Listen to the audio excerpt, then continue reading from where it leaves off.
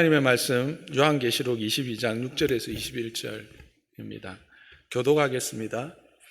또 그가 내게 말하기를 이 말은 신실하고 참된지라 주고 선지자들의 영의 하나님이 그의 종들에게 반드시 속히 되어질 일을 보이시려고 그의 천사를 보내셨도다.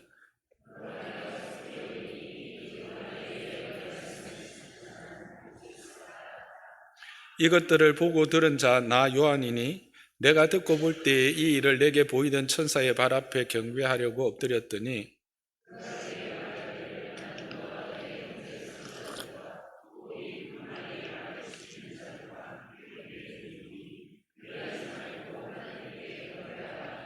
또 내게 말하되 이 두루마리의 예언의 말씀을 임봉하지 말라 때가 가까우니라.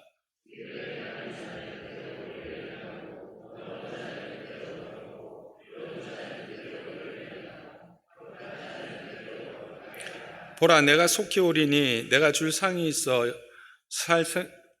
내게 있어 각 사람에게 그가 행한 대로 갚아주리라.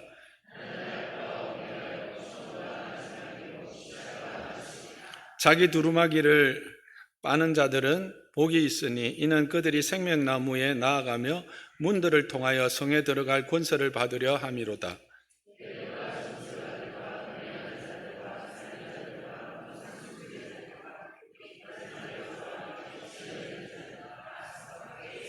나 예수는 교회들을 위하여 내 사자를 보내어 이것들을 너희에게 정언하게 하였노라. 나는 다윗의 뿌리요 자손이니 곧 광명한 새벽별이라 하시더라.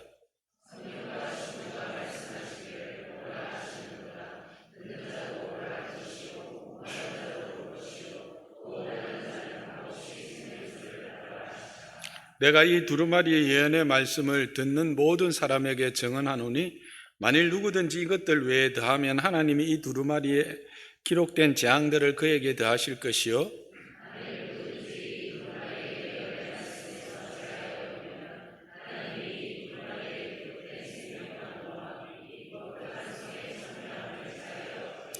이것들을 정언하신 이가 이르시되 내가 진실로 속히 오리라 하시거늘 아멘. 주 예수의 오시옵소서. 주 예수의 은혜가 모든 자들에게 있을지어다. 아멘. 여러분 요한계시록을 우리에게 주신 목적이 뭔지 혹시 기억하십니까? 1장 3절은 이렇게 분명하게 우리에게 말하고 있습니다. 이 예언의 말씀을 읽는 자와 듣는 자와 그 가운데 기록한 것을 지키는 자는 복이 있다라고 하시면서 때가 가까웠다 말씀하십니다. 즉 복 주시기 위해서 읽고 듣고 행하는 자에게 복 주시기 위해서 이 말씀을 기록한 것입니다. 그래서 이것이 이제 처음 시작하면서 말씀하신 건데 이 끝나면서 다시 이 말씀을 반복하십니다. 오늘 우리가 읽었던 이 22장 6절로 마지막 절까지는 우리가 어떤 글을 쓰면 서론이 있고 이제 결론이라기보다는 이제 미리 이제 프롤로그라고 해서 앞부분에 이런 글입니다라고 소개하는 글이고 이제 마치면서 이런 글로 이제 마칩니다는 마침글이죠. 에필로그라고 우리가 하는데 이게 마침글입니다. 이게 마치는 글에서도 동일하게 이것을 증거하고 있습니다. 그게 바로 7절입니다. 7절에 보면 내가 속히 오리라 말씀하시면서 두루마리 예언의 말씀을 지키는 자는 복이 있다. 그렇게 1장 3절에서 말했던 것들을 다시 반복하는 듯 합니다. 그런데 여기에서 1장 3절과 22장 7절에서 차이가 있죠. 뭐가 차이가 있습니까? 1장 3절에 있는 듣는 자와 읽는 자와 듣는 자가 22장 7절에서는 없다는 거죠. 이게 에필로그니까 마치는 글이니까 이제 이미 뭡니까? 들었다는 거고 이미 읽었다는 거예요. 누구를 말하는가요? 저와 여러분에게 동일한 말씀입니다.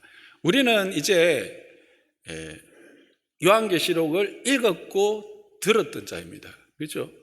우리 교회에 지금 한 4년 전부터 계셨던 분들은 2년 6개월에 걸쳐서 이 요한계시록을 조금 더 자세하게 우리는 읽고 들었고 또 최근에 1년 전쯤에 오신 분들은 지금부터 한 7주 전부터 우리 요한계시록 말씀을 어떻게 해요? 읽으면서 함께 들었습니다. 지금 우리에게 요구되어지는 것은 그럼 마지막 남은 것 뭡니까? 지키는 것입니다. 성경이 계시록이 이제 마치는 글을 적으면서 우리에게 강조하는 것이 있습니다. 그것은 뭡니까? 지키는 것입니다. 순종이지요. 그러니까 우리가 아무리 좋은 것을 듣고 아무리 좋은 것을 보고 아무리 좋은 것을 알아도 순종이 없으면 그냥 아무것도 아니에요. 야고보 사도가 말한 것처럼 행함이 없는 믿음은 뭐다? 죽은 믿음이다라는 거예요. 여러분, 지금까지 계시록을 통해서 계시록의 말씀에 대한 깊이와 넓이를 알아가셨습니까? 듣고 은혜를 받으셨습니까? 그러면 이제 우리에게 남아있는 것은 뭘까요? 뭐라고요? 그렇습니다. 지키는 것입니다. 순종한 것입니다. 순종하는 것입니다. 그러면 무엇을 우리는 분명히 알고 그것을 순종해야 할까? 순종한다라는 것은 준비하여서 그렇게 기다리고 그 때를 기다리면서 이 하루하루를 살아가는 것이겠죠. 뭘 우리가 알고 준비하고 그것을 마음에 품고 살아갈까요? 첫째는 종말이 필연적이며 그리고 급박하다라는 것, 긴급하다라고 하는 사실을 우리는 기억하면서 이 것에 순종하는 삶을 살아야 합니다. 이 말씀은 계시록 1장 1절부터 시작하지요. 1장 1절에 보면 중간에 반드시 속히 일어날 일들을 우리에게 말씀하신다고 했습니다. 그래서 요한계시록이 계속해서 강조하는 게 뭐예요? 속히, 반드시입니다. 필연적이라는 거예요. 그리스도의 오심, 재림, 그리고 그 재림까지 이루어지는 이 모든 종말의 기간에 일어나는 다양한 하나님의 저항과 심판은 필연적이고 그거는 미래의 어떤 시점의 일이 아니라 긴박한 일이다 하는 것들을 말하고 있습니다. 그래서 오늘 우리가 읽은 이 에필로그 마침 글에는 그것이 아주 강조되어 있습니다. 6절에 보시면 끝부분에 하나님이 그의 종들에게 반드시 속히 되어질 일들을 보이시려고 이 천사를 보내어서 이 글을 주셨다 했죠. 또 7절에도 내가 속히 오린다고 예수님이 직접 말씀하십니다. 10절에 보면 때가 가깝다라고 하는 말씀으로 다시 한번 전해주십니다. 12절에도 내가 속히 오리다 말씀을 하시고요. 20절에 보면 내가 진실로 속히 오리라 강조하면서 이 긴급함을 우리에게 말씀해 주고 있습니다. 그렇습니다. 이 말씀은 거저 어떤 사람의 지어낸 일이거나 막연한 일이 아니다라고 하는 사실입니다. 이것은 하나님의 계획입니다. 하나님의 약속입니다. 그러므로 필연적으로 이 일들은 이루어질 것입니다. 그리고 지금 이루어지고 있는 중에 있다는 것을 우리는 기억해야 합니다.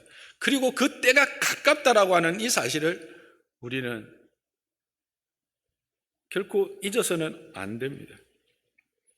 우리는 이것을 자꾸 우리의 시간에 대입시켜서 아니 벌써 2000년이 지났고 그랬는데 뭐가 급히 속히 되어질 일인가 라고 말합니다. 우리는 다시 한번 우리의 시간 개념과 하나님의 시간 개념을 확인해 봐야 합니다. 베드로 사도는 뭐라고 말합니까? 베드로 후서 3장 8절에서 11절에 특히 8절에 보면 이렇게 말하고 있죠. 사랑하는 자들아 주께서는 하루가 몇 년 같고 천년 같고 천년이면 얼마 같고 하루 같아 라고 하는 이 사실, 그러니까 하나님의 시간, 영원이라고 하는 그 시간 안에서 우리의 인간의 시간은 의미가 없다라는 이야기입니다.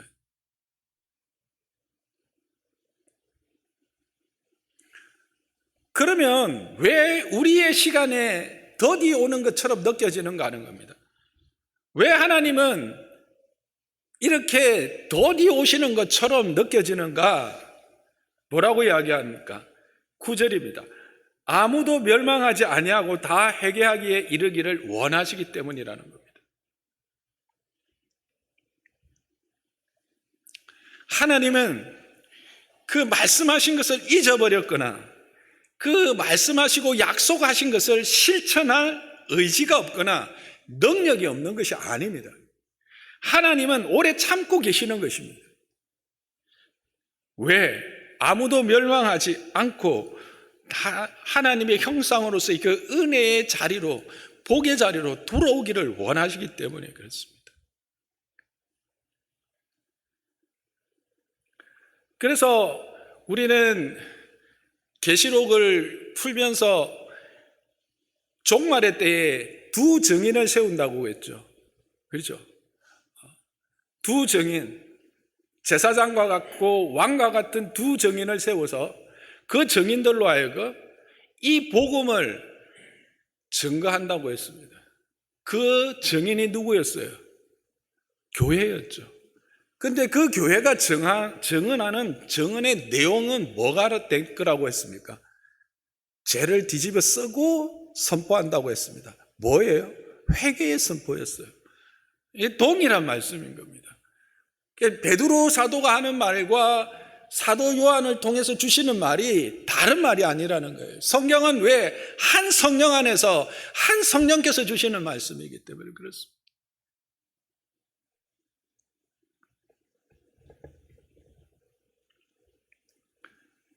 여러분, 이것은 우리에게는 어쩌면 해당되지 않는 말일 수 있습니다. 왜? 우리는 이미 그리스도 안에 있기 때문에 그렇습니다. 예수 그리스도의 십자가의 보혈을 믿고 그 은혜 안에서 이제 하나님의 나라가 허락되어졌고 누리는 자들이기 때문에 그렇습니다. 그러나 이 말씀이 우리에게 또 소명으로, 사명으로 주어지는 것은 무엇 때문입니까? 아직도, 그렇죠? 내 부모와 내 가족과 내 이웃들 가운데 여기에 들어있지 못한 자들이 얼마나 많이 있습니까? 그래서 주님의 오심을 우리는 기다리면서 그저 막연하게 기다리는 게 아니라 이 주님의 마음을 가지고 기다려야 되는 게 순종이라는 겁니다. 그게 바로 행하는 거예요. 그저 시간을 보내고 주님의 오심만 기다리는 게 아니라 그 기다림 가운데 우리에게 허락되어진 이 보내심의 사명들, 그 사명을 우리가 부여잡고 그리스도로 말미암는 이 구원을, 이 회개를 선포해야 되는 거예요.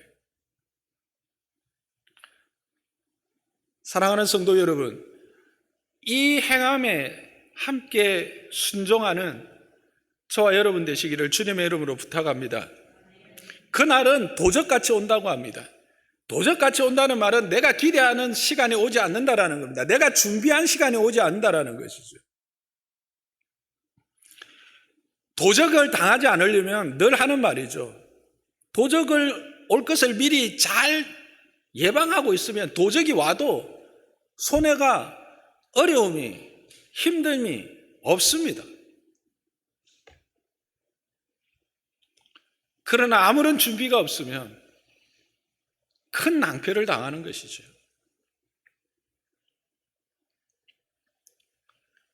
그 도적같이 오는 날은 어떤 일들이 일어납니까? 베드로 후서에는 하늘이 큰 소리로 떠나가고 물질이 뜨거운 불에 풀어지고 땅과 그 중에 있는 모든 일들이 드러난다라고 했습니다. 이것은 우리가 어디에서 배웁니까? 인, 나팔, 대접, 재앙을 다 모으면 딱 함축하면 이 말입니다. 그렇죠? 그때 어떤 일들이 일어납니까? 가정한 것들, 가정한 것에 의미 있는 음녀와 하나님을 대적하는 악한 세력인 바벨론은 무너질 것입니다. 완전히 무너질 것입니다. 그리고 그들 수하에서 하나님의 백성, 교회를 회파하고 유혹하고 그렇게 해서 우상숭배의 자리로 끌고 가려고 했던 그 짐승들과 함께 어디로 간다고요? 불타는 유황못에 들어가게 된다, 던져지게 된다 라고 성경은 우리에게 말해주고 있습니다. 이것을 우리는 기억해야 합니다. 이것을 우리는 분명히 알고 우리는 부름받은 소명, 이 회개의 선포를 행하는 것, 그게 바로 듣고 읽은 자의 행함이라는 것을, 순종이라는 것을 우리는 기억하기를 주님의 이름으로 축복합니다. 노아의 방주의 문이 닫혀버리는 때가 있다라고 하는 것입니다. 그러나 그 방주의 문이 닫혀지고 나면 다시 기회가 없습니다.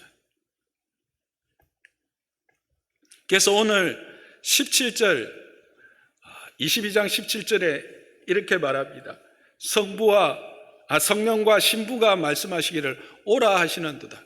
듣는 자도 오라 할 것이요 목마른 자도 오라 할 것이요 또 원하는 자는 값없이 생명수를 받으라. 이게 바로 우리가 외쳐야 될 겁니다. 오라는 겁니다. 어디로 오라는 겁니까? 그리스도께로 오라는 겁니다. 아버지의 품으로 오라는 겁니다.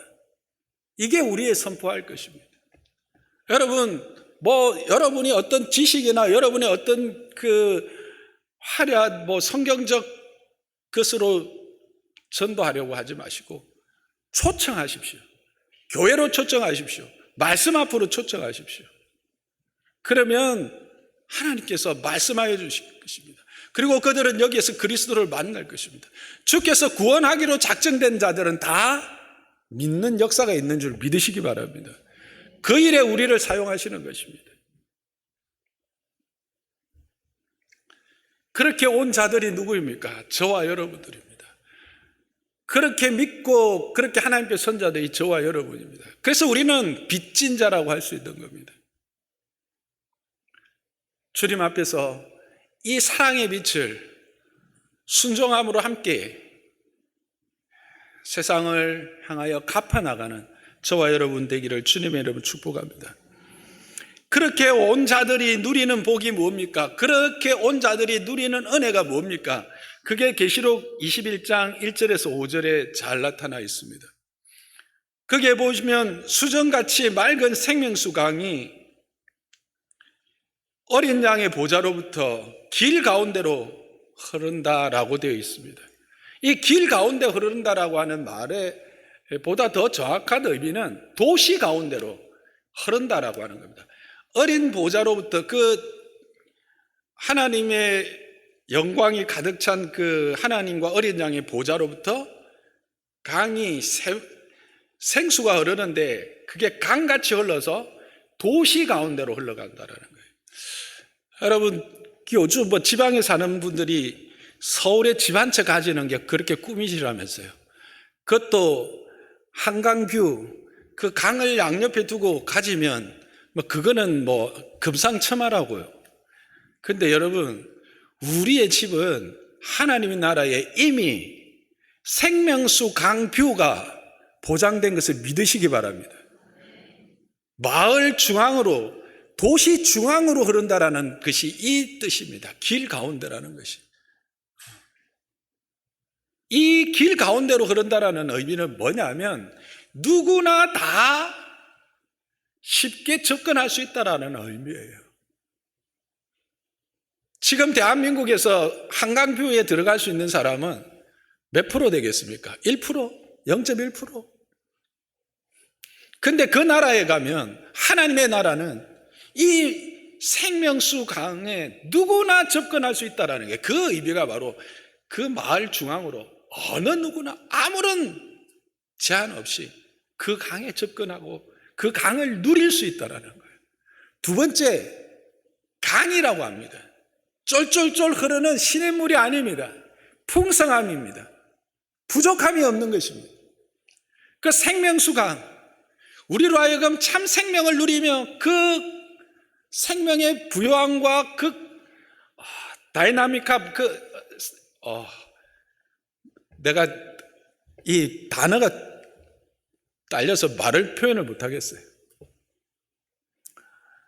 그 생명의 활력과, 여러분, 제가 좀 죄송합니다. 연배가 제보다 많으신 분들이 있는데, 한 60대 되니까요, 뭐가 제일 좀 한 번씩 그리우냐면, 딱 아침에 깨어났을 때 그 아주 상쾌하고 맑은 딱 활력 있는 하루를 시작하는 그 느낌. 그게 요즘은, 특히 요즘 좀 불변증이 있어서, 아직도 주일을 되면 막 두근두근 거려가지고 잠을 못 자서 약 먹고 자거든요, 요즘. 저는 아마 설교를 마지막 하는 날까지 아마 이 울렁증은 있을 것 같은데, 어쨌든 그 아침에 생기 있는, 활력이 있는 아침, 그거를 누리게 된다는 거예요. 날마다 풍성하게. 그리고 그 강 주위에 뭐가 있다고요? 생명수 나무가 있다고요. 이것은, 이 강 자체가 생명의 근원이 된다는 거예요. 모든 것을 살리고, 모든 것을 활력 있게 하고, 모든 것을 춤추게 하는, 그래서 생명의 강이라는 거예요. 그 생명나무, 제가 자주 한 번씩 이야기하는데, 나무 하나에 몇 개 열매가 맺힌다고요? 12가지요. 그것도 시절을 따라. 우리가 사계절로 따지면 나무 하나에 48가지 열매가 맺히는 거예요. 그게 뭐 1년 단위가 될지 뭐 어떻게 될지는 모르지만, 이게 뭘 이야기할 걸까요? 동일한 의미입니다. 풍성함입니다. 다양하고 풍성하여 부족함이 없는 나라입니다.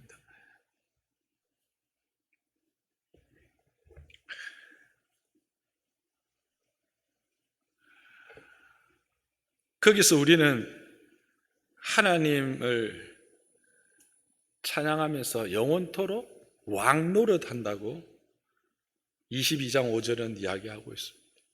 그러니까 태초에 하나님이 우리를 지으셔서 우리로 하여금 땅의 모든 것들을 다스리라고 했던 그 하나님의 창조의 그 다스림의 자리에 회복되어지는 거예요. 그리고 이 모습은 바로 다시 에덴의 모습과 같지 않습니까? 에덴에 허락해 줬던 것보다 더 온전한 겁니다. 그죠? 이제 거기에는 생명나무만 있습니다.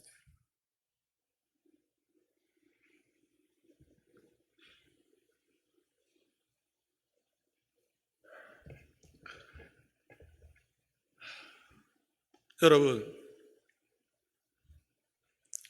이것이 우리에게 허락되어진 복이라는 사실을 저와 여러분은 꼭 기억해야 합니다.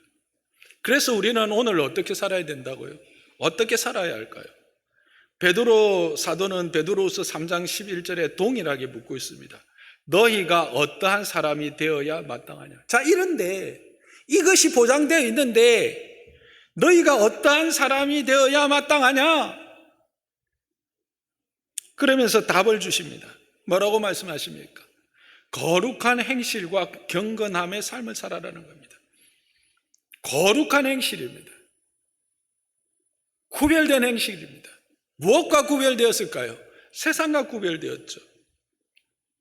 계시록의 말씀을 따르면 음녀와 바벨론과 구별된 행실입니다. 음녀는 무엇입니까? 음녀의 여러분 묘사를 보면 온갖 보석으로 자기를 치장하고 자기를 드러내기를 즐거워하고 사람들을 타고 앉아있는, 지배하고 억압함으로 자기의 쾌락을, 자기의 즐거움을 삼는, 그게 바로 음녀 아닙니까? 세상적 즐거움과 쾌락에 취해 있는, 화려함으로 자기의 가치를 입증하려고 하는 사치의 여왕, 그게 바로 음녀입니다. 거기로부터 구별되어야 된다는 겁니다.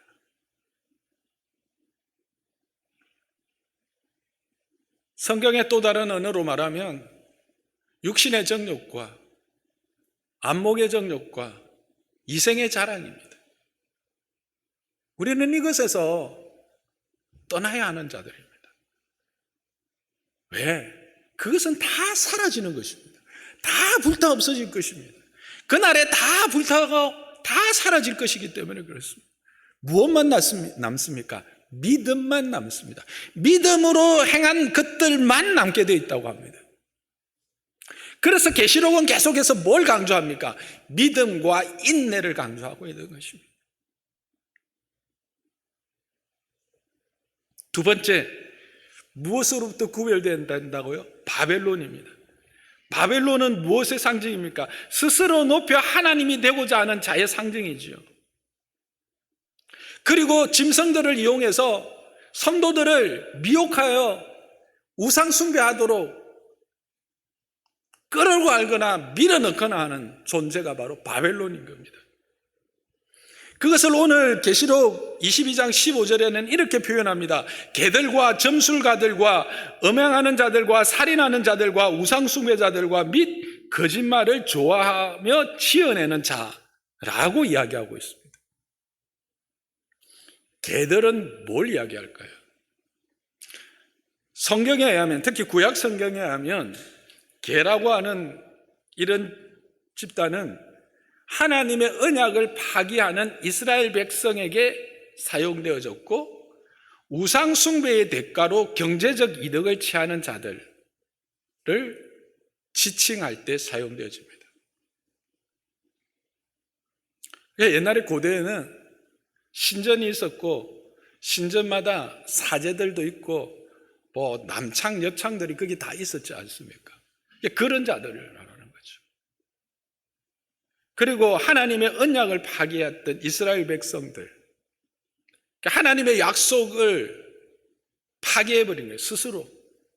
그게 그렇게 하지 우리는 말아야 된다는 거예요. 그 다음에 뭡니까? 점술가들과 음행하는 점술가들, 음행, 이게 이제 영적으로 음행으로 같이 볼 수 있습니다.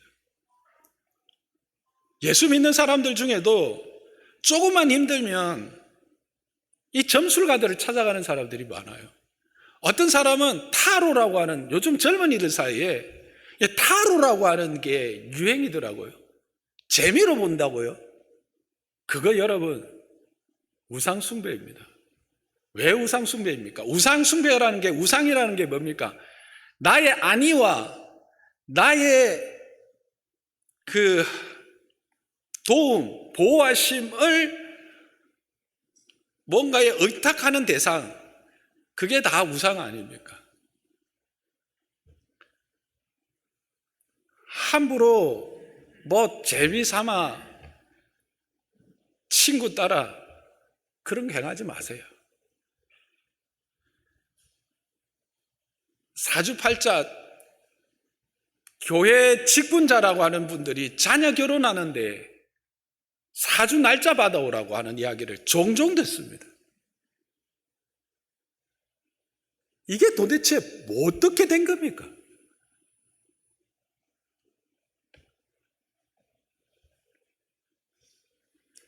새해가 되면 토정 비결 본답니다. 요즘 온라인 토정 비결이 그렇게 또 유행한다고 그러네요. 장로산다교회는 아무도 안 계신 줄 믿습니다.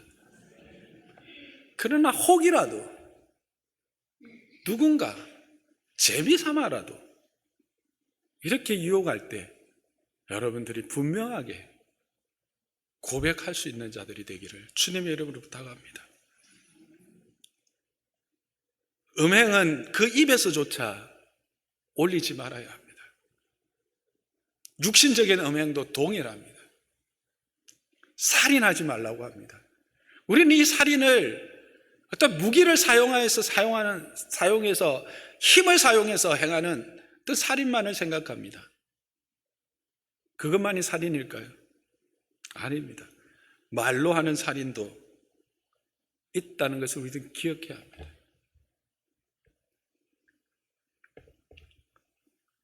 그래서 우리는 입술에 재갈을 물릴 줄 아는 자들이 되어야 합니다.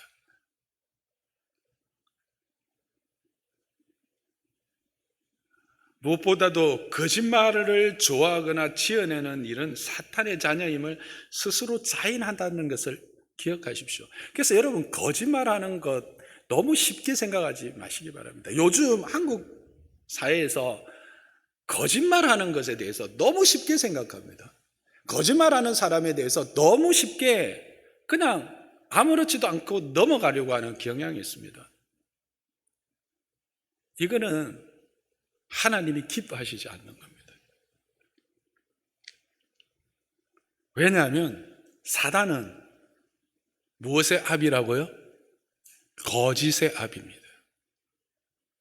거짓말한다라는 것은 내가 사단이 내 아버지다라고 하는 것을 스스로 자인하는 거예요. 거짓말하는 자는 사단의 자녀가 되기로 작정한 자입니다.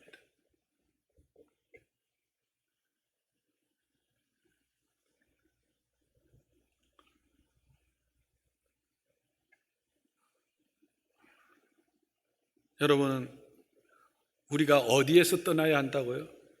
개들과 점술가들과 엄행하는 자들과 살인자들과 우상숭배자들과 및 거짓말을 좋아하며 지어내는 자들에게서, 음녀와 바벨론에서 떠나야 하는 것, 그들과 구별되게 살아야 하는 것, 그게 바로 뭐라고요? 이 말씀을 들은 자의 거룩한 순종이라는 겁니다. 저와 여러분은 이런 순종하는 자들이 되기를 주님의 이름으로 축복합니다. 그래서 빌립보서 4장 8절에 바울은 이렇게 말합니다. 끝으로 형제들아, 무엇이든지 참되며 무엇이든지 경건하며 무엇이든지 옳으며 무엇이든지 정결하며 무엇이든지 사랑받을 만하며 무엇이든지 칭찬받을 만하며 무슨 덕이 있든지 무슨 기림이 있든지 이것들을 생각하라 하십니다. 그리고 베드로 사도는 간절히 사모하라고 말하고 있습니다. 무엇을 사모해야 된다는 겁니까? 새하늘과 새 땅입니다. 우리에게 이미 허락한 새하늘과 새 땅, 그 날이 속히 임하기를 우리는 사모해야 합니다. 그래서 이 계시의 말씀을 모두 다 들은 사도는 이렇게 외칩니다. 아멘, 주 예수의 오시옵소서. 아멘, 주 예수의 오시옵소서.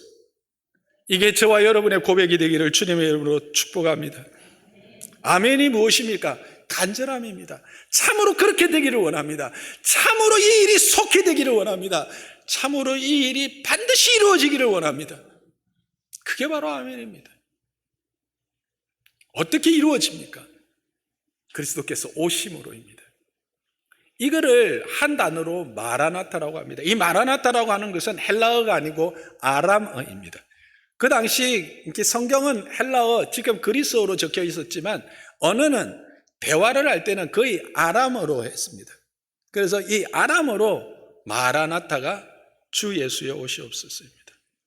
그래서 초대교회 성도들의 인사가 그거였습니다. 마라나타, 마라나타. 우리의 인사가 되기를 주님의 이름으로 부탁합니다. 자, 말씀을 정리하고 마무리하겠습니다.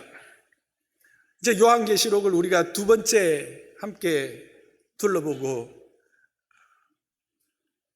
듣고 읽었습니다. 우리에게 말씀하시려고 하는 바는 무엇입니까?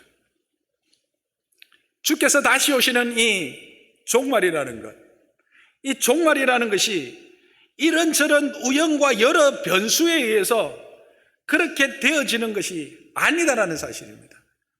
그리스도의 오심, 그의 오심으로 시작된 이 종말, 그리고 그의 다시 오심으로 완성되어질 이 종말은 하나님께서 준비하신 대로 행해지는 하나님의 계획하심과 하나님의 뜻 안에서 이루어지는 하나님의 일이다라고 하는 사실입니다.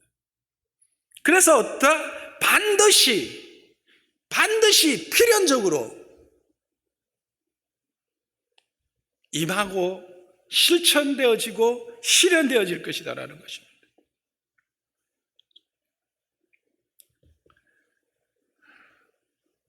그리고 우리는 우리 자신을 보며 이 땅의 교회들을 볼 때 또 세상의 변화무쌍한 여러 가지 환경들을 보면서 과연 교회가 이 모든 시험과 이 모든 도전들 앞에서 견뎌낼 수 있을까? 교회들이 이렇게 약한데, 성도들이 이렇게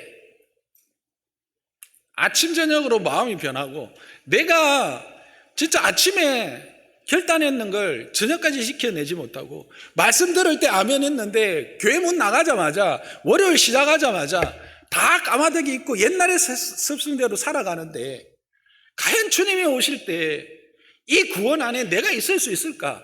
교회가 이렇게 계속해서 그 하나님의 영광을 드러내는 공동체로 주님 오실 때까지 존재할 수 있을까? 그런 의심들, 그런 막연한 불안함들이 우리 안에 있으시죠. 여러분들에게 있으시죠. 근데 그거에 대해서 뭐라고 말씀하십니까? 그럼에도 내가 너희를 붙든다. 내가 너희를 보호한다. 내가 너희를 인도한다. 그래서 어디까지 간다는 거예요? 그의 나라, 새 예루살렘까지 내가 데리고 간다라는 거예요. 그게 계시록을 통해서 계속 말씀하시는 거였잖아요. 하늘의 전쟁에서부터 시작해서 땅에 일어나는 전쟁들, 짐승들의 유혹들, 그리고 바벨론의 억압, 이 모든 것들로부터 하나님은 우리를 보호하십니다. 어린 양의 피로 구원받은 자들은 그의 날개에 태우셔서 그의 땅, 그 광야에서 우리를 오히려 자라게 하셔서 이 모든 것들로 능히 이길 힘과 지혜를 주신다는 사실이에요.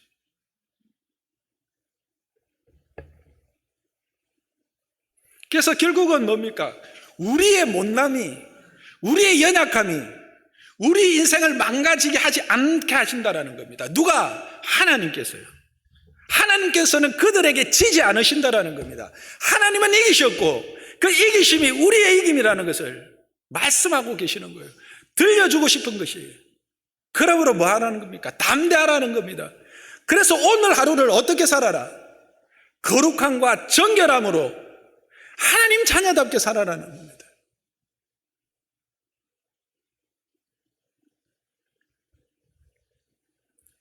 우리는 오늘 실패합니다. 오늘도 우리는 부족하고 연약해서 하나님 앞에 엎드릴 수밖에 없는 존재입니다. 그러나 하나님은 말씀하시는 겁니다. 너희는 이제 끝까지 본 자들이 아니냐는 겁니다. 여러분 계시록을 봤으면 끝을 본 거 아닙니까? 우리의 끝이 어떤가 하는 우리는 분명히 들었고 우리는 분명히 보았습니다. 그러므로 염려하지 말라는 겁니다. 두려워하지 말라는 겁니다. 그래서 1장을 시작할 때 기억하십니까? 평안과 은혜와 평안을 복으로 구체적으로 제시했던 것을 기억하십니까? 하나님이 우리에게 말씀하시는 겁니다. 내가 너희와 함께 하겠다. 그래서 너희의 그 연약함과 너희의 부족함과 그 너희의 그 못남이 너희를 망가뜨리지 못하게 하고 내가 너희를 들어서 나의 아름다운 성, 이 새 예루살렘으로 인도하여 그곳에서 나와 함께 먹고 마시며 그렇게 하늘 찬양으로 함께 나누며 그 생명을 누리게 될 것이다. 그것이 우리에게 들려주고 싶은 복의 내용입니다. 이것을 기억하면서 이번 한 주간도, 아니 주님 오시는 그날까지 이 주님의 오심에 대한 필연성과 긴박함을 늘 기억하면서 거룩함의 순종의 삶을 살아가는, 그래서 그 하나님의 영광을 하늘에서뿐만 아니라 이미 이 땅에서부터 그 샬롬을 누리는 저와 여러분 되시기를 주님의 이름으로 축복합니다.